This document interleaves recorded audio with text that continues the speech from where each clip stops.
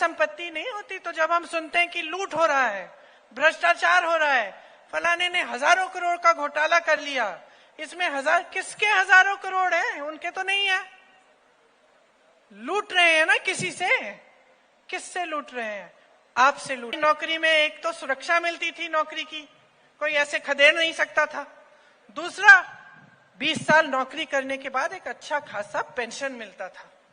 यही दो मुख्य वजह थे। और सरकारी नौकरी मिलती कहाँ थी?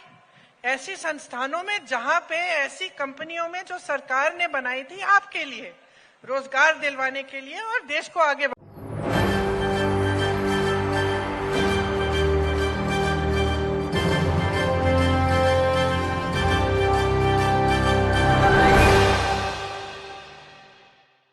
नमस्कार, मैं दौलत शर्मा और आप देखना शुरू कर चुके हैं एसपीएन 9 न्यूज। मध्य प्रदेश में फिर दोबारा 2018 दोहराने के लिए यहां पर प्रियंका गांधी लगातार चुनाव प्रचार करती हुई नजर आ रही है। कमलनाथ और दिग्विजय सिंह उनके साथ यहां पर दिखाई दे रहे हैं। लेकिन मुद्दा इस बार क्या होगा ये देखा जा रहा है। और मुद्दा हमने देखा बेरोजगारी का है। और जब भी यहाँ पर चुनाव होते हैं, मोदी सरकार के ऊपर बेरोजगारी को लेकर कई बड़े तंज कसे जाते हैं। और देखा जाए तो भारत का जो अनएम्प्लॉयमेंट रेशियो है वो कहीं ना कहीं यहाँ पर बढ़ता जा रहा है, जिसको लेकर सीधे मोदी सरकार पर निशाना साधा जा रहा है। 2014 से और 24 तक के आंकड़े यहाँ पर देखे जा रहे हैं। और उन्हीं आंकड़ों को देखते हुए यहाँ पर बड़ा हमला प्रियंका गांधी ने बोला है। और प्रियंका गांधी लगातार मध्य प्रदेश के चुनावों में एक्टिव दिखाई दे रही है। और सीधी टक्कर वो कमलनाथ से यहाँ पर लेती हुई माफ कीजिएगा, शिवराज सिंह चौहान से लेती हुई नजर आ रही है। क्योंकि यहाँ पर बीजेपी की तरफ से बड़े नेता शिवराज सिंह चौहान ही हैं। अब शिवराज सिंह चौहान के ऊपर लगातार जो है भ्रष्टाचार के आरोप लग रहे हैं। शिवराज सिंह चौहान को लगातार यहाँ पर घेरा जा रहा है। और साथ ही साथ बेरोजगारी के मुद्दे पर भी मध्य प्रदेश में बड़ी जंग है। आइए सबसे पहले आपको सुनाते हैं कि प्रियंका गांधी ने इस बेरोजगारी के मुद्दों पर युवाओं को क्या संदेश दिया। इसकी सरकार है तो मैं मंच पे खड़े होकर कह सकती हूँ कि भाई हमने ये करके दिया है तुम्हारे लिए। लोगों के चेहरों पे मुस्कुराहट देखती हूँ। आज आपको मालूम है, छत्तीसगढ़ में आपके साथ लगा हुआ प्रदेश है, एक समय में मध्य प्रदेश का हिस्सा होता था। छत्तीसगढ़ में सबसे कम बेरोजगारी है। कांग्रेस की सरकार है, सबसे कम बेरोजगारी है। और जो पलायन करके जाते थे वो आज सोच रहे हैं कि भाई शहर में क्या कर रहे हैं, हम अपने घर चले जाते हैं, वहीं रोजगार मिल जाएगा, वहां रोजगार मिल रहे हैं। और बगल में आपका मध्य प्रदेश, 18 सालों से भाजपा की सरकार है। कोई बताएगा पिछले 3 सालों में कितने रोजगार दिए हैं? यहाँ मेरे नौजवान भाई बहन बैठे हैं, किसी को रोजगार मिला? कैसे मिलेगा? 21 रोजगार, सिर्फ 21 रोजगार दिए हैं 3 सालों में। बहनों सोचो, इतना बड़ा प्रदेश है, 21 रोजगार सरकार ने दिए हैं। तो जो रोजगार, जो पद खाली है वो भरे ही नहीं है। आप हर स्तर पे देखिए। ये बात मैं कल छत्तीसगढ़ में भी करके आई हूं कि मध्य प्रदेश को देखिए। मध्य प्रदेश में स्वास्थ्य की जो व्यवस्था है उसके हर स्तर पर 90% तक पद खाली पड़े हैं। विश्वविद्यालयों में पद खाली पड़े हैं, शिक्षकों के पद खाली पड़े हैं। नौजवान बेरोजगार हैं, पढ़े लिखे हैं सारे। आज के जमाने में ऐसा कोई नौजवान नहीं है जो पढ़ा लिखा नहीं है। क्योंकि आज के जमाने में चाहे गरीब हो, चाहे किसान हो, चाहे मजदूर हो, वो मेहनत इसलिए करता है अपने बच्चों को पढ़ाने के लिए। सही बात है कि नहीं बहनें? आप रोज जब खेती में जाती हो, मेहनत करती हो, घर आती हो थकी हुई, फिर भी खाना बनाती हो, सबकी परवरिश करती हो। जब सब सो जाते हैं तभी सोती हो। किस लिए करती हो? अपने लिए तो नहीं। जिस दिन मजदूरी दिहाड़ी नहीं मिलती उस दिन भूखे पेट कौन सोता है? आप ही तो सोती हो ना। बाकी सबको खिला के सोती हो ना। किस लिए? अपने बच्चों के लिए, अपने बच्चों की परवरिश के लिए, कि अपने बच्चों का भविष्य मजबूत बने, अपने बच्चों को पढ़ाने लिखाने के लिए। और स्थिति क्या है? यहाँ आपके प्रदेश में 7,000 से ज्यादा पाठशालाएं बंद हो गई हैं इनके राज्य में। वहां छत्तीसगढ़ में बगल में नई नई पाठशालाएं बन रही हैं। हर जिले में उन्होंने पाठशाला इंग्लिश मीडियम बनाया है।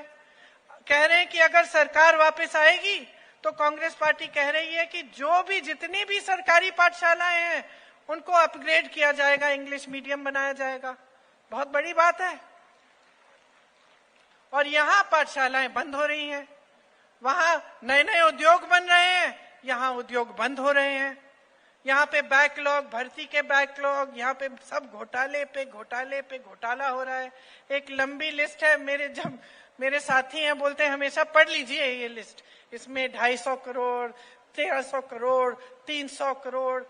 मैंने कहा लोग क्या सुनना चाहते हैं भाई, कि इतने हजारों करोड़ उनसे लूटे गए हैं। तो मैं ये आंकड़े पढ़ के क्या बताऊं?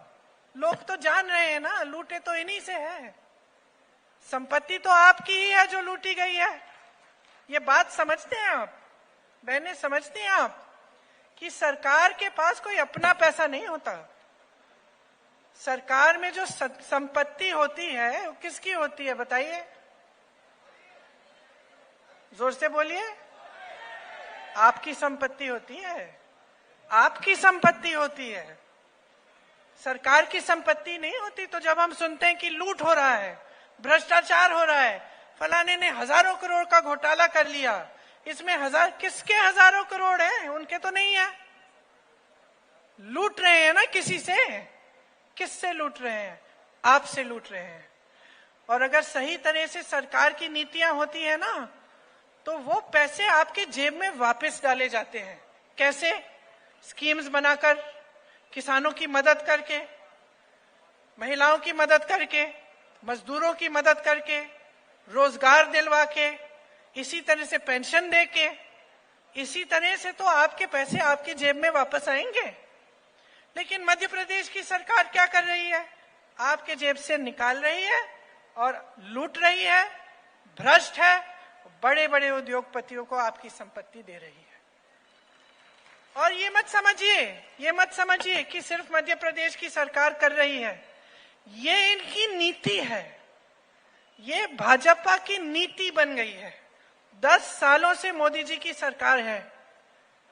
आप 10 सालों में आप बताइए, ये कहते हैं ना, आपको कह रहा था 70 सालों में कुछ नहीं हुआ। मोदी जी स्कूल गए तो 70 सालों में अगर स्कूल नहीं था तो मोदी जी स्कूल कैसे गए? स्कूल भी कांग्रेस ने ही बनाया होगा। सही बात है। कह रहे थे कि कॉलेज भी कांग्रेस ने ही बनाया हुआ होगा जिसमें मोदी जी पढ़े। अब मुझे नहीं मालूम वो कॉलेज गए थे कि नहीं, लेकिन वो जो एंटायर पॉलिटिकल साइंस का उनका जो सर्टिफिकेट था ना, वो जरूर कांग्रेस के दिए गए कंप्यूटर पे छपा होगा। क्योंकि जब कांग्रेस पार्टी की सरकार थी, मेरे पिताजी प्रधानमंत्री थी और वो कंप्यूटर थे और वो कंप्यूटर लाना चाह रहे थे देश में, तो विरोध किसने किया? भाजपा ने किया कि भाई ये सब नहीं चलेगा देश में। आज देखो देश तकनीक में आगे कैसे बढ़ गया है। उसकी वजह से, क्योंकि बहुत सालों पहले, दशकों पहले किसी की सोच थी। अगर आज देश में IIM है, IIT है, एम्स जैसे बड़े अस्पताल हैं, किसी की सोच थी, नेहरू जी की सोच थी कि हम ऐसे ऐसे संस्थान बनाएंगे जिससे दशकों बाद लोगों का लाभ होगा, जिससे देश आगे बढ़ेगा, तरक्की होगी। लेकिन इनकी सोच कुछ अलग है। जो नेहरू जी ने बनाया, जो आपकी मेहनत से बना, जनता की मेहनत से बना, जहां से अच्छे अच्छे रोजगार मिलते थे। सब कहते थे ना एक जमाने में, आप अपने पिताजी से पूछिए, माताजी से पूछिए, एक जमाने में कहते थे हमें सरकारी नौकरी चाहिए। कहते थे कि नहीं? क्यों? सरकारी नौकरी में एक तो सुरक्षा मिलती थी नौकरी की, कोई ऐसे खदेड़ नहीं सकता था। दूसरा, 20 साल नौकरी करने के बाद एक अच्छा खासा पेंशन मिलता था। यही 2 मुख्य वजह थे। और सरकारी नौकरी मिलती कहाँ थी? ऐसी संस्थानों में, जहां पे, ऐसी कंपनियों में जो सरकार ने बनाई थी आपके लिए, रोजगार दिलवाने के लिए और देश को आगे बढ़ाने के लिए। आज जरा पूछिए ना, मोदी जी आते हैं तो, मोदी जी जो ये BHEL था, जिससे हमें रोजगार मिलते थे, जिससे देश आगे बढ़ रहा था, इसका आपने क्या किया? किसको दे दिया? बताएं मोदी जी, किसको दिया? अपने बड़े बड़े उद्योगपति मित्रों को क्यों दे दिया? एक नहीं, जितनी भी सरकारी कंपनियां हैं आज उनके बड़े बड़े उद्योगपति मित्रों के हाथों में है। आज वो उनसे कमा रहे हैं। प्राइवेट हो गई हैं सारी नौकरियां। सरकारी नौकरियां में जो पेंशन मिलता था वो भी नया पेंशन हो गया है। लोग घबराते हैं कि 20 साल के बाद, नौकरी करने के बाद हमारे पैसे कहां डाले जा रहे हैं, हमें खुद नहीं मालूम। कल को गलत जगह डाल दिए, इन्वेस्ट कर लिए, वहां पे कुछ गड़बड़ हो गई, हमारे सारी 20 सालों की कमाई चली जाएगी। तो सुना आपने, यहाँ पर बेरोजगारी के मुद्दे को लेकर पूरी तरीके से प्रियंका गांधी बीजेपी सरकार और प्रधानमंत्री नरेंद्र मोदी पर हमलावर होती हुई नजर आई।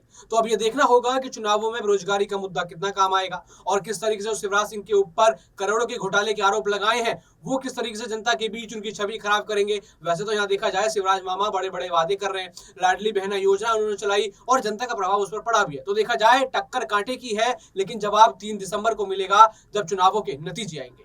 बाकी और भी ऐसी खबरें जानने के लिए देखते रहिए SPN9 न्यूज। धन्यवाद।